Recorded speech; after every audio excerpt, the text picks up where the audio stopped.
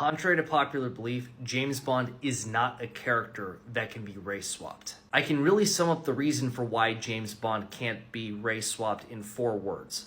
Ian Fleming's James Bond. When you watch the opening credits of the Bond movies, it always says Daniel Craig as Ian Fleming's James Bond, or Pierce Brosnan as Ian Fleming's James Bond, whoever's in the role as Ian Fleming's James Bond. Well, who is Ian Fleming's James Bond? In the novel You Only Live Twice, Ian Fleming writes that James Bond is the son of a Scottish father and a Swiss mother. His Scottish lineage is also mentioned in the book On Her Majesty's Secret Service. And in that book, Bond finds out about his family's coat of arms and his family motto, "The world is not enough," which both go back to this member of the British gentry named Thomas Bond. Though the Bond movies don't dwell on Bond's lineage, when they do occasionally mention it, it's in line with what Ian Fleming wrote. His family's coat of arms and motto is mentioned in the film adaptation of On Her Majesty's Secret Service starring George Lazenby. And of course, his family motto is mentioned again in Pierce Brosnan's third Bond movie, The World Is Not Enough, from 1999.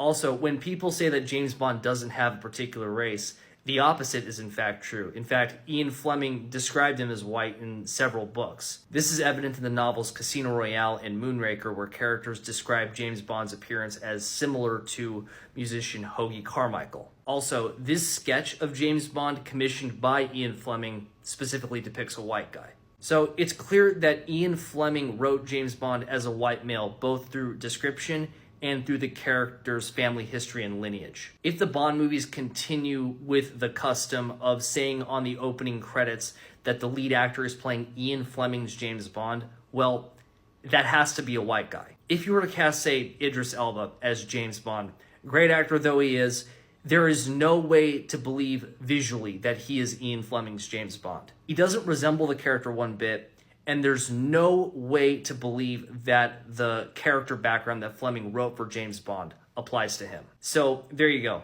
James Bond is not a character that can be race swapped.